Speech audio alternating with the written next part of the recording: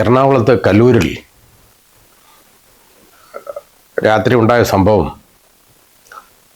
നമുക്ക് വിവരിക്കാൻ പറ്റാത്തതാണ്. പെൺകുട്ടികൾക്ക് നമ്മുടെ നാട്ടിൽ ഇറങ്ങി നടക്കാൻ രക്ഷയില്ല എന്ന് വെളിവാക്കും വിധമുള്ള സംഭവമാണ് അവിടെ ഉണ്ടായത്. രണ്ട് പെൺകുട്ടികൾ, ഒന്ന് പാലക്കാട് സ്വദേശിനിയും ഒന്ന് കോഴിക്കോട് സ്വദേശിനിയുമാണ്. അവർ റെയിൽവേ റിക്രൂട്ട് മോഡിൻ്റെ പരീക്ഷയ്ക്ക് പ്രിപ്പയർ ചെയ്യുന്നതിൻ്റെ ഭാഗമായിട്ട് ഒരു ഇൻസ്റ്റിറ്റ്യൂട്ടിൽ പഠിച്ചുകൊണ്ടിരിക്കുകയാണ് ഇവിടെ കല്ലൂരിൽ.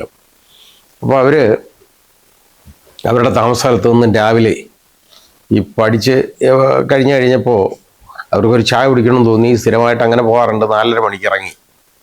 വെളുപ്പിനെ 4:30 മണിക്ക് പെൺകുട്ടികളായ 4:30 മണിക്ക് വെളിയിൽ ഇറങ്ങാൻ പാടില്ല എന്ന് പറയാൻ പറ്റുമോ?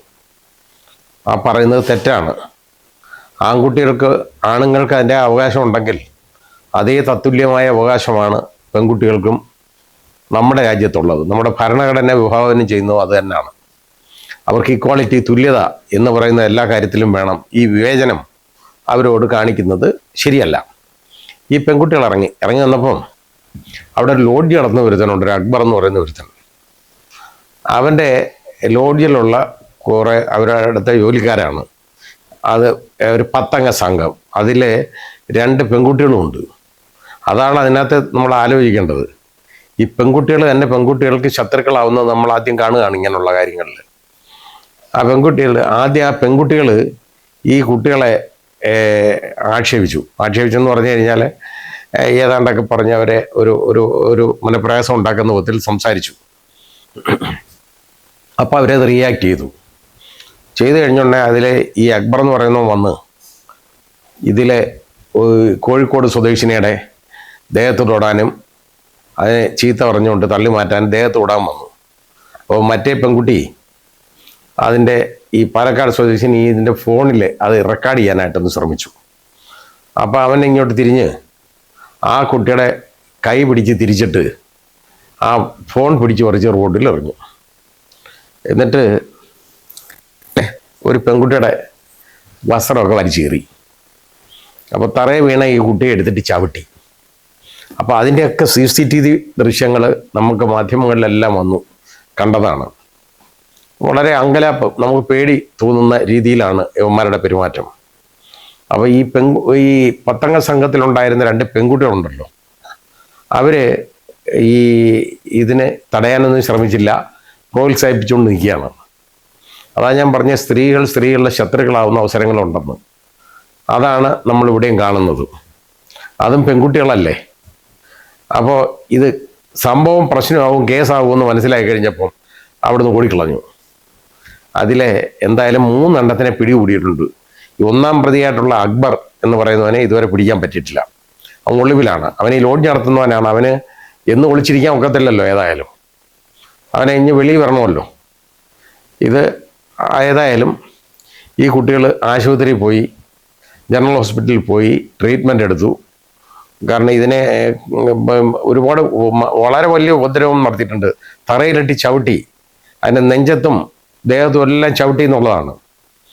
അപ്പം ഇത് കഴിഞ്ഞപ്പോൾ പോലീസ് വന്നു. അതിലും രസമാണ്. നമ്മുടെ പോലീസുകാരിപ്പോഴും അവർക്ക് വിവരം വെച്ചിട്ടില്ല എന്നുള്ളതാണ് ഇപ്പോഴും മനസ്സിലാവുന്നത്. ഇനിയെങ്കിലും പോലീസുകാർ ഈ ഇടതുപക്ഷ ചിന്താഗതിയിൽ നിന്ന് ഇനി വലതുപക്ഷത്തോട്ടൊന്ന് മാറണം കുറേ ആളത്തെങ്കിലും. വരുന്ന 5 വർഷം ഇവരായിരിക്കുമല്ലോ ഭരിക്കുന്നത്. അപ്പോൾ ഈ പഴയ ചിന്താഗതി ഒന്ന് മാറണം ഇനി. അപ്പോൾ ആ സബ് ഇൻസ്പെക്ടർ വളരെ മാന്യമായിട്ടാണ് ഈ പെൺകുട്ടികളോട് പെരുമാറിയതെന്ന് ആ പെൺകുട്ടികൾ പറയുന്നു. നേരെ വളരെ അന്തസ്സായിട്ടാണ് പെരുമാറിയത്. നേരെ മറിച്ച് അതിലുള്ള ഒരു പോലീസുകാരൻ വളരെ കർക്കശ സ്വരത്തിൽ വളരെ മോശമായിട്ട് ആണ് അവരോട് പെരുമാറിയെന്ന്. എന്തിന് വെളുപ്പിന് 4:30 റോഡിൽ ഇറങ്ങി എന്ന് ചോദിച്ചു. വെളുപ്പിന് 4:30 റോഡിൽ ഇറങ്ങാൻ അയാളുടെ വീട്ടിൽ ആർക്കും പറ്റത്തില്ലായിരിക്കും. പക്ഷെ മറ്റു പെൺകുട്ടികൾക്ക് അവർക്ക് റോഡിൽ ഇറങ്ങണമെങ്കിലോ അവർക്ക് ഇറങ്ങണ്ടേ? ഈ ചോദിക്കുന്നതിന് എന്തെങ്കിലും അർത്ഥമുള്ള കാര്യമാണോ? കുഴയുന്ന ചോദ്യമാണ് ചോദിച്ചു വെച്ചേക്കുന്നത്. ഭരണഘടനാ വിരുദ്ധമായ കാര്യമാണ് അവിടെ നടന്നേക്കുന്നത്. അവർക്ക് ഇറങ്ങി നടക്കാനുള്ള അവകാശമുണ്ട്. അവർക്ക് ഇറങ്ങി നടക്കാം. അതിനൊന്നും അവരെയൊന്നും ആരും അധികം തടയാൻ ഒക്കത്തില്ല. അവർക്ക് ഇറങ്ങി നടക്കാം. അതിനല്ലേ അവർക്ക് തെരുവിലേക്ക് ഇറങ്ങാൻ പാടില്ല പെൺകുട്ടികൾ. പിന്നെ അത് ഇട്ടേക്കുന്ന വസ്ത്രം മോശമാണെന്ന്. അത് നുള്ളിപ്പറിച്ച് കീറി കളഞ്ഞ ഒരു തൈ. അതല്ല, അത് ആ കീറിപ്പോയ വസ്ത്രമായിരിക്കും ഇനി മോശമെന്ന് പറഞ്ഞത്. അതോ അതിട്ട വസ്ത്രം, അത് ഈ പോലീസുകാരൻ എന്തിനാണ് നോക്കുന്നത് അതിൻ്റെ വസ്ത്രത്തിലേക്ക്? അത് പാടുണ്ടോ? ആ പെൺകുട്ടികൾ അവർക്ക് ഇഷ്ടമുള്ള വസ്ത്രം, ഒരാൾ അവർക്ക് ഇഷ്ടമുള്ള ഇന്നതേ ഇടാവൂ, ഇന്ന വസ്ത്രം ധരിക്കാവൂ എന്നെവിടെങ്കിലും പറഞ്ഞിട്ടുണ്ടോ? നാണം മറയ്ക്കാൻ പര്യാപ്തമായിട്ടുള്ള വസ്ത്രങ്ങൾ അവർ ധരിക്കണം. അവർ ഇഷ്ടമുള്ള വസ്ത്രം ധരിക്കുന്നു, അതിന് ഇയാൾക്കെന്താ വേണം? ആ രീതിയിലാണ് പോലീസും പ്രവർത്തിച്ചത്. ഏതായാലും ശരി, പോലീസിനെതിരെ ഉള്ള പരാതി ആ കാര്യത്തിലുണ്ട്. പോലീസും കുഴയുമെന്നുള്ളതിനകത്ത് സംശയമില്ല. ആ സബ് ഇൻസ്പെക്ടർ അന്തസ്സോടുകൂടി പെരുമാറിയതായിട്ട് ഈ കുട്ടികൾ പറഞ്ഞു. കൂടെ വന്ന പോലീസുകാരനാണ് ഇതേപോലെ മോശമായിട്ട് പെരുമാറിയതെന്നും അത് അവർ പറയുന്നു. എന്തായാലും ശരി, നമ്മുടെ നാടിന് അപമാനമുണ്ടാക്കുന്ന ഒരു സംഭവമായിട്ടിത് മാറി. ഇതിങ്ങനെ ഒരിക്കലും ആവർത്തിക്കരുത്. വളരെ ശ്രദ്ധിക്കണം.